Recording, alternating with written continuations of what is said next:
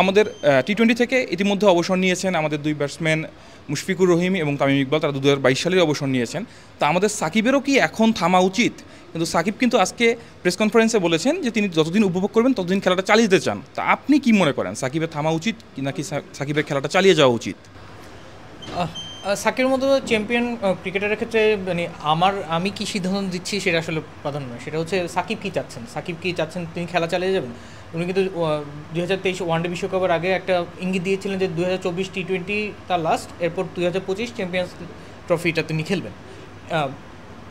কিন্তু গতকালকে রাতে যে প্রেস কনফারেন্স সেখানে উনি যা বললেন তাতে আবার ধারণা হলো যে না, উনি সম্ভবত আরও কিছুদিন খেলা চালিয়ে যেতে চাচ্ছেন।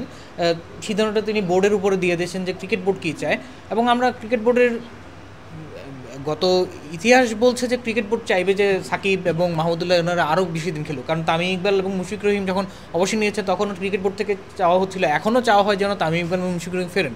গত টি-20 বিশ্বকাপের পরেও আলোচনা হয়েছে তামিমকে ফেরানো যায় কিনা, এই বিপিএলের পরেও আলোচনা হয়েছে তামিমকে ফিরতে পারে কিনা, বোর্ড চেষ্টা করবে তাকে ফেরানোর জন্য। ফলে ক্রিকেট বোর্ডের হস্তে যদি তুলে দেওয়া হয় আমার মনে হয় না সাকিব অবসর নিচ্ছেন। কিন্তু যদি সাকিব নিজে যদি চিন্তা করেন, সাকিবকে বাংলাদেশ দলে সব ক্রিকেটারেরই দলে জায়গা নিয়ে প্রশ্ন সবসময় উঠেছিল, তামিম ইকবালকে করা হয়েছে, মুশফিকের তো অবসর নেওয়ার পেছনে ওই প্রশ্নই ভূমিকা রেখেছে, তাকে নিয়ে এত প্রশ্ন উঠছিল যে উনি অনেকটা রাগে ক্ষোভে অবসর নিয়েছেন। প্রোটিন, আয়রন ও ফাইবার সমৃদ্ধ প্রাণ টোস্টের আবেশে সবাই কাছে আসে। মাহমুদুল্লাহকে এই প্রশ্ন ফেস করতে হয়েছে, মাহমুদুল্লাহ দল থেকে বাদও পড়েছেন। এমনকি আমাদের ক্যাপ্টেন কুল বলে যাকে ডাকা হয় মাশরাফিরও কিন্তু 2019 বিশ্বকাপে দলে ডাক পাওয়ার নিয়ে কোশ্চেন ছিল। 2011 বিশ্বকাপে তাকে চোট বলুন না যেভাবে কারণ তাকে বিশ্বকাপে নেওয়া হয়নি। এই 5 জনের মধ্যে একমাত্র সাকিবই ছিলেন ধ্রুবক, যাকে নিয়ে বাংলাদেশ দলে কখনো কোশ্চেন হয়নি, কখনো তার দলে জায়গা নিয়ে প্রশ্ন হয়নি। বলা হয়েছে সাকিব না থাকলে দলে ব্যালেন্স নষ্ট হয়ে যায়, ব্যাটিং বা বোলিংয়ে একজন করে ক্রিকেটার হারায়। সেটা গত 1 বছরের পারফরমেন্স যদি আমি বিচার করি তাহলে এই তথ্যটা আর সঠিক হচ্ছে না। সাকিব বাংলাদেশের মানদণ্ড বিবেচনা করে সাকিব বেশ ভালো একজন অলরাউন্ডার। সাকিব ব্যাটিং করছেন, বোলিং করছেন, এবং বাংলাদেশের মানদণ্ড অনুযায়ী সাকিব নির্ভরযোগ্য ব্যাটসম্যানও। কিন্তু যখন আমরা বিশ্ব মানে চিন্তা করি, যখন সারা বিশ্বের সবার সঙ্গে চিন্তা করছি, সাকিব বহুদিন ধরেই সেই বিশ্বমানের ব্যাটসম্যান হিসেবে কাউন্ট হচ্ছেন না। আইপিএলে সাকিবকে কখনো 7 বা 8-এর উপরে যখনই সুযোগ দেওয়া হয়েছে উনি ব্যর্থ হয়েছেন। ফলে একসময় দলগুলো তাকে অ্যাকচুয়ালি জাস্ট একজন বাঁহাতি অলরাউন্ডার হিসেবে, বোলিং অলরাউন্ডার হিসেবে চলে গেছে। অর্থাৎ তা বোলিং করবেন, দলের খুবই প্রয়োজন হলে 5-6 উইকেট পড়ে গেলে তখন সাকিব নেমে হয়তো বা 10-12 রান নেবেন এবং দল তাতে খুশি। কিন্তু একজন সাকিবের কাছে বাংলাদেশ দল তো মাত্র 10-12 রান চায় না, বাংলাদেশ দল আরও বেশি কিছু চায়, এবং বোলিংয়ে সাকিব সবসময় বাড়তি কিছু দিয়েছেন।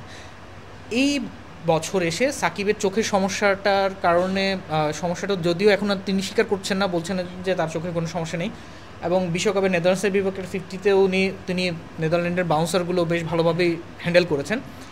কিন্তু তার ফর্ম বলছে তিনি ভালো করছেন না।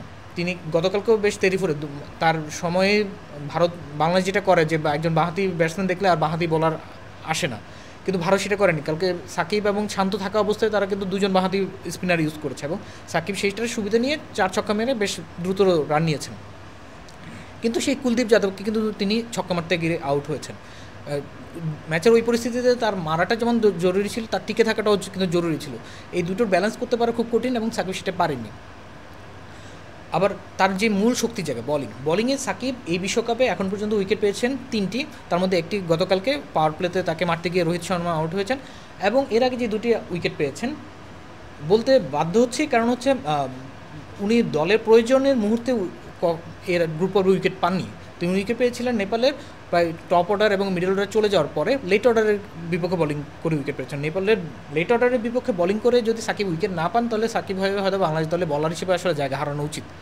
সাকিব গতকালকেও 3 ওভারে 10 ওভারের বেশি রান দিয়েছেন, অস্ট্রেলিয়ার বিপক্ষেও তিনি ভালো করেননি, এবং সাকিবের সবচেয়ে বড় দুর্বলতা বারবার ফুটে আসছে, সেটা হচ্ছে উইকেটে যখন বাঁহাতি ব্যাটসম্যান থাকছেন সাকিব সেখানে তখন বোলিং করতে আসছেন না বা গতকালে শেষ পর্যন্ত এসেছেন এবং মোটামুটি একটা ভালো ওভার দিয়েছেন, 11 রান দিয়েছেন।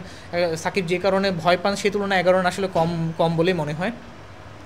কিন্তু ব্যাপারটা হচ্ছে মাইন্ডসেট। যেমন গতকালকে ভারত 4 জন বলার বাঁহাতি ব্যাটসম্যান ছিল মিডল অর্ডারে, তখন এমন দলে যদি এমন একজন বলার থাকে যিনি মাথায় চিন্তাই করেন যে বাঁহাতি ব্যাটসম্যান আসলে ম্যাচ আপ হবে এবং ম্যাচ আপ হলে আমি বোলিং করতে পারবো না, এই ধরনের মাইন্ডসেট নিয়ে আসলে বোলিং করা খুব কঠিন। সেক্ষেত্রে যখন এই বছরের পারফরমেন্স আমি দেখব তখন সাকিবের নিজেরই চিন্তা করা উচিত যে তার আসলে তাকে নিয়ে যে ধরনের কোশ্চেনটা হচ্ছে এই কোশ্চেনটা আরও তিনি চালিয়ে যাবেন কিনা। সামনে হয়তো আমাদের T20 নেই, ফলে এই কোশ্চেনগুলো আপাতত থেমে যাবে, কিন্তু 2 বছর পরে T20 বিষয় কিন্তু 2 বছর পর পরে হয়। সাকিবের এই বছরের বয়স 37 হয়ে গেছে, তিনি যদি খেলা চালিয়ে যান বোর্ড চাইবে যে তিনি আরেকটা বিশ্বকাপ খেলুন, কিন্তু এই ফিটনেসের যুগে সাকিব এই এখনই পারফরমেন্সটা ঠিক সাকিব মনে হচ্ছে না। 2 বছর পর সাকিব কি সাকিবের মতো থাকবেন? বিশেষ করে হ্যাঁ, সাকিব যদি গেইল হতেন, নামছেন, কোনো রান করছেন না, চোখ বন্ধ করে শুধু ছক্কা মারছেন, তাহলে 39 বছরের বয়সে সাকিবকে আমি T20 বিশ্বকাপ দলে চাইব। কিন্তু এই সাকিব তো নিজেই স্বীকার করেন যে তিনি নেমে মারতে পারেন না, তার সময় লাগে। আর বোলিংয়েও তার এই আগের মতো সেই ফিয়ার ফ্যাক্টরটা নেই যে সাকিব আসছে তাকে একটু দেখে শুনে খেলি। অন্তত বড় দলগুলো তাকে সেভাবে অতটা প্রাধান্য দেবে না। এবারে তিনি আইপিএলে দল পাননি বা তিনি বলছেন যে নাম দেননি, যে কারণে হয় তিনি আইপিএলে এখন আর খেলছেন না। তার মানে হচ্ছে সাকিবের সেই ফিয়ার ফ্যাক্টরটা নেই, ফলে সাকিবের আসলে অবসর নেওয়া উচিত কিনা সেই সিদ্ধান্ত আমরা দিতে পারি না, কিন্তু সাকিবের মনে ভেবে দেখা দরকার যে বারবার দলে কোশ্চেন উঠছে তার দলে থাকা উচিত কিনা, এমন কোশ্চেন থাকা অবস্থায় তার আসলে নিজের খেলা চালিয়ে যাওয়া ঠিক হবে কিনা।